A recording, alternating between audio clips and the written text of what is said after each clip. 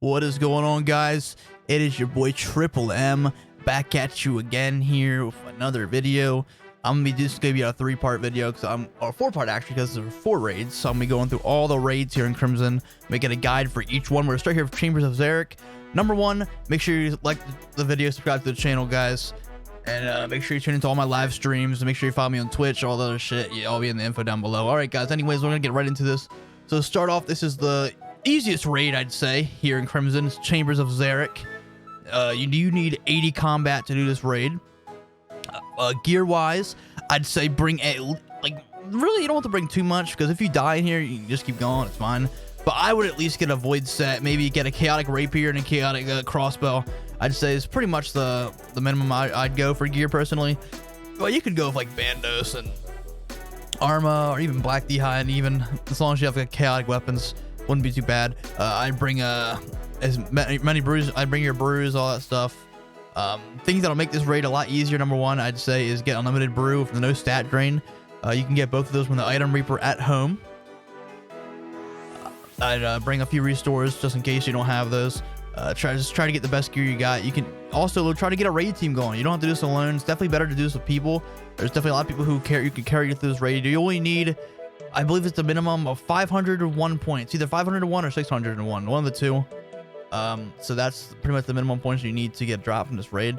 So without further ado, guys, we're gonna go into this raid. We're gonna go through each boss and just let you know all the mechanics here. Pretty easy raids. We're just gonna get right into it, boys. So let's get it going. I believe this guy might be joining me. Oh, who's this guy? Fade. What's going on, Fade? I see you over here. See if he's coming. We'll see if he's coming, boys. This is gonna be a no. I'm not even gonna edit these videos really. I'm just gonna straight up shoot it, man. So if I if I say something dumb, guys, hey, I'm not editing it out. Fuck that shit, man.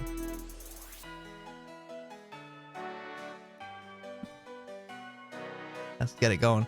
It's a 30-second timer to get into the raid. Here we go. We're gonna start in the first room. We're gonna start running. Get our way to the first boss. It can be a little bit of a run sometimes. The order in the boss rooms, I think it's 2 separate orders for the raid. It could be it could start with shamans, or it could start with someone else. I do believe that there are two or 3 different orders for the raid. So here you want to pray mage, and unless you get up close to them. So if you're hitting them far away, you want to pray your mage. But if you get up close to them, they're gonna do that spin attack, which is a AGS spec pretty much. So you want to pray melee when you're up close to them. I am using some of the best gear in the game.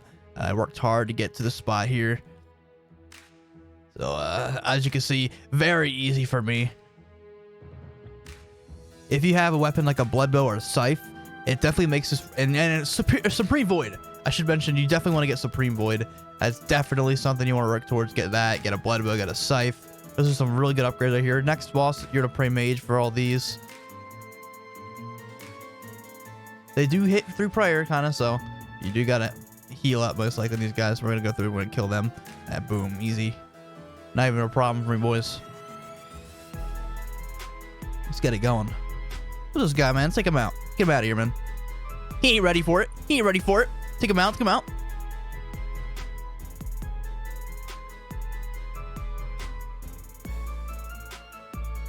This boss also pray mage. He can still hit 3 pray. He can still hit pretty hard. But again, it's definitely an easier boss. You can also use death touch darts to some of these bosses if you have them. They will instant kill these. I think the only raid they work on is Chambers of Xeric. They will not work on Theater of Blood, Trials of Xeric, or Crimson Lust, which we'll also be doing guides for all 3 of them. So this one on the top right is actually going to be a mage hitting a Vanguard. So you want to pray mage on that one. And these 2 right here, you'll pray melee for them. So like you see, pretty easy here. Obviously for me, a scythe would definitely make this a lot easier. I'd say if you're gonna go for a mid-tier weapon, get a scythe. I think that's the big one. Or even a blood bow is nice, but I'd say scythe is definitely what you want to go for. Definitely very good weapon. So we're gonna fight the ice demon next, and he froze me, so I can't move. I do have a crimson bow with me. This is another really good weapon here. Definitely a nice endgame weapon, which you can get from the new 4th of July box. I don't know how long they'll be around left, so definitely take advantage of them. They can give you crimson bows. I got one on my GIM. I think the first one I opened actually got me a crimson bow.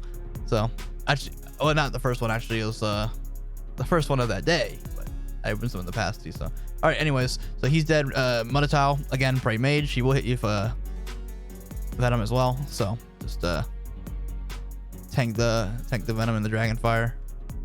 He just hit Dragon Fire, so you can use a Dragon Fire potion for him, I think. Now Tecton, this is the one boss I would bring Death Touch darts for because he does have a lot of health. Obviously, I have a Crimson Rapier, so it's gonna be a little easy for me.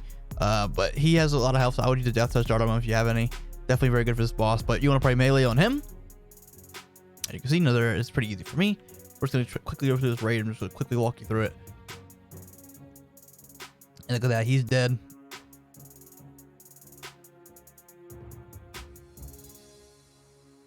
And now we're going to get on to the final boss, which you'll pray range for. So for Alm, you want to pray range. He will hit you through prayer, obviously, with some of his attacks, the Dragon Fire and the Venom. So you want to first destroy the 2 claws. Let's take him out here. Heal up, make sure you don't die. Easy. Look at that. Look at that. Now we're on Alm. We're going to finish him up. We're going to finish this raid. Easy loot, easy gains. That Xeric has a lot of nice loot.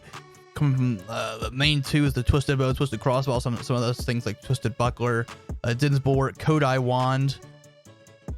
So, a lot of nice drops here. You didn't get anything good. Also drop some caskets, do some nice cosmetics. Look at that. Dark Tuxedo. I actually wanted that. Hey, look at that drip. Look at that. Look at that drip. Old Demon Mask. Look at this drip, man. This is drippy. This is drippy, bro. Hold up. God, that does work. That's pretty drippy, though. Actually, I like this. I like this, boys. This looks good. I'm dripped out, man. Out the wazoo. Well, there you go, guys. That is the Chambers of Xeric raid. Pretty easy if you're going with people. I definitely would go with a team. Some people do masses sometimes. They're really nice, and you can get some really nice loot from it. Main 2 things you want is Twisted Bow and Twisted Crossbow, which are also used in the upgrade table. You can turn a Twisted Bow into a Blood Twisted Bow, and those 2 things you'll use to make the Crimson Bow. You can also check all that here in the upgrade table. But anyways, guys, that's gonna be it here for the Chambers of Xeric raid guide, guys. Hope you found this helpful. Make sure you like the video, subscribe to the channel, and tune in for the next guides, guys. But until then, peace out. See you guys later.